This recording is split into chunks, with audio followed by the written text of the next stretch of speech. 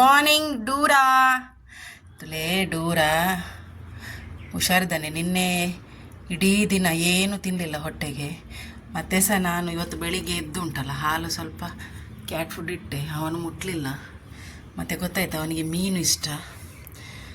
ಹಾಗೆ ಈಗ ಮೀನು ಮತ್ತು ಅನ್ನ, ಮೀನು ಮಾಂಸ ಬೇಯಿಸಿ, ಮೀನು ಬೂತಾಯಿ ಇಲ್ಲಂದರೆ ಬಂಗುಡೆ ಸ್ವಲ್ಪ ಅರಶಿನ ಹಾಕಿ ಬೇಯಿಸಿ ಅನ್ನಕ್ಕೆ ಮಿಕ್ಸ್ ಮಾಡಿ ಕೊಟ್ಟರೆ ಬೆಕ್ಕುಗಳಿಗೆ ತುಂಬ ಇಷ್ಟ.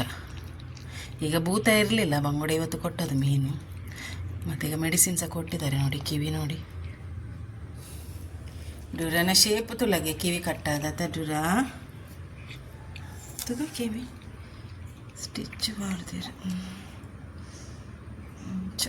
ಹುಷಾರಿದ್ದಾನೆ ಡೂರಾ.